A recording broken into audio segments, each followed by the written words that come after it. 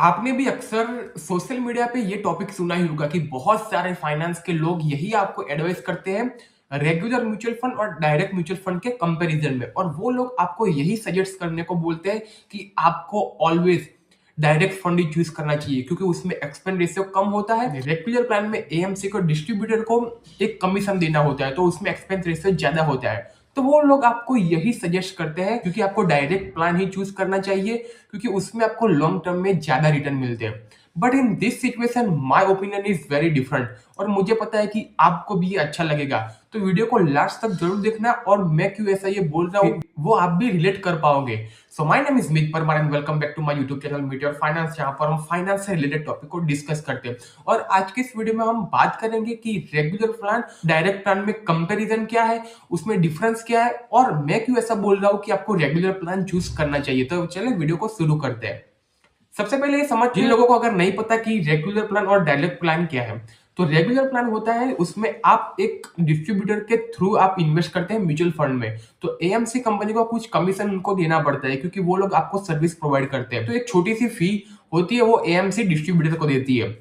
और direct plan में आप सीधा एएमसी के साथ जुड़ते हो, यानी कि उसमें कोई भी बीच में कोई भी डिस्ट्रीब्यूटर नहीं होता। एक्सपेंस रेशियो कम होता है क्योंकि उनमें डायरेक्ट प्लान में कोई भी डिस्ट्रीब्यूटर नहीं होता। तो लॉन्ग टर्म में ये आपको एक अच्छा रिटर्न बना के देता है। ये मोटा मोटा डिफरेंट है रेगुलर प्लान और डायरेक्ट प्लान में। देखिए, तो आप जैसा आप देख रहे हैं स्क्रीन पर, हमने लिया है एचडीएफसी का large large cap fund both लिया है। हमें रेगुलर प्लान भी दिया है और डायरेक्ट प्लान भी दिया है। तो इसमें आप देख सकते हैं कि जो रेगुलर प्लान में उसमें करीब 1.57% का एक्सपेंस रेशियो, और वही अगर हम बात करें कि डायरेक्ट प्लान में तो अराउंड वो है 0.98% का ही उसमें हमें एक्सपेंस रेशियो देखने को मिल रहा है। अब तो आप ये कहोगे ऑब्वियसली एक्सपेंस रेशियो कम है तो लॉन्ग टर्म में रिटर्न डायरेक्ट प्लान में ज्यादा होंगे। जी हाँ, आपका आंसर बिल्कुल सही है कि डायरेक्ट प्लान में ही रिटर्न ज्यादा मिलेंगे। लेकिन मैं आपको पूरा समझाता हूँ कि क्यों हमें डायरेक्ट प्लान को अवॉइड करना चाहिए और रेगुलर प्लान के थ्रू ही हमें इन्वेस्टमेंट करना चाहिए। समझते हैं कि एनएवी ऑल्सो, क्योंकि डायरेक्ट प्लान में एक्सपेंस रेशियो कम है तो उसमें एनएवी ज्यादा होगी और रेगुलर प्लान में एक्सपेंस रेशियो ज्यादा है तो उसमें एनएवी हमें कम मिलेगी। इसके वजह से भी हमारे रिटर्न है वो डिफरेंस आ सकते हैं। मेन पॉइंट पर मैं क्यों ऐसा बोल रहा हूँ कि आपको रेगुलर प्लान चूज करना चाहिए। मैं एक एग्जांपल लेता हूँ कि जब भी अगर हमें कुछ बीमारी होती है, यानी कि हमें कुछ भी नॉर्मल हमें सर्दी जुकाम होता है तो हमें कुछ मालूम हो या पैरासीटामोल या डोलो, वो हम दवाइयाँ खाकर हम वो सर्वाइव कर जाते हैं। लेकिन जब भी अगर हमें कुछ भी मेजर प्रॉब्लम हो तो हम ऐसा नहीं करते। हम डॉक्टर के थ्रू ही हम एडवाइस लेते हैं और हमारी रिकवरी करते हैं। वो यही फील्ड में है, उनको वो अच्छा नॉलेज है और वो हमें रिकवर पर कर पाएंगे और उसके बदले में वो चार्ज करते हैं। सेम यही अप्लाई होता है इन्वेस्टमेंट में।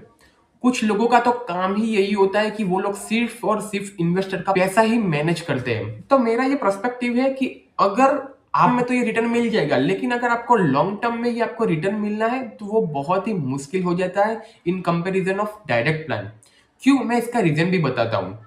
सबसे पहले आपको इसका ब्रॉडर नॉलेज होना चाहिए कि कौन सा प्लान सिलेक्ट करना है, कौन सा सेक्टर में आपको पैसा इन्वेस्टमेंट करना है।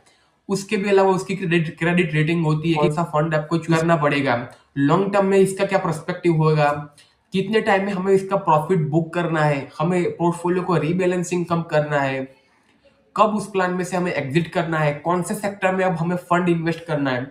तो ये एक पूरा सिनेरियो है जिसके लिए आपको एक प्रोफेशनल नॉलेज चाहिए, इसी इंडस्ट्री का एक्सपीरियंस चाहिए। और जो लोग रेगुलर प्लान इन्वेस्टमेंट करते हैं उनको रेगुलर एडवाइजर के पास से उनको एडवाइजरी मिलती रहती है। उनको ये भी सारी सर्विस मिलती है कि कब प्लान में से पैसा विड्रॉ करना है, कौन से सेक्टर में अब पैसा इन्वेस्ट करना है, क्योंकि वो लोग का काम ही यही होता है और वो लोग जुड़े होते हैं प्रोफेशनल मैनेजमेंट के साथ, क्योंकि उनका काम ही यही है, वो 24/7 लोगों का पैसा ही मैनेज करते हैं।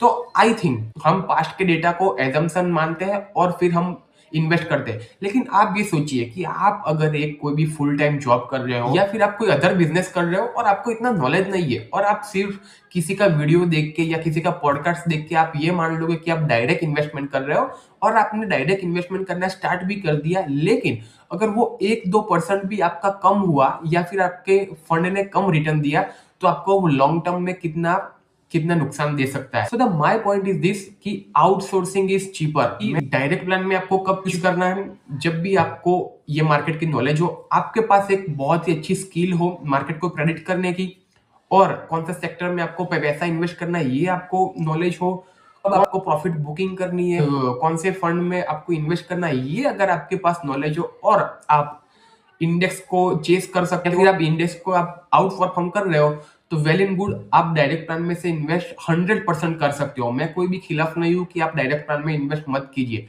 लेकिन अगर आपके पास कोई ऐसी एडवांस स्किल नहीं है तो I suggest you always go through a regular plan, क्योंकि लॉन्ग टर्म के आपको पैसा वहां ही अच्छा आपका बनेगा। तो आशा रखता हूँ दोस्तों आपको वीडियो अच्छा लगा होगा। अगर आपको ऐसे वीडियो अच्छे लगते हैं तो चैनल को लाइक, शेयर एंड सब्सक्राइब करना ना भूले। Thank you so much guys.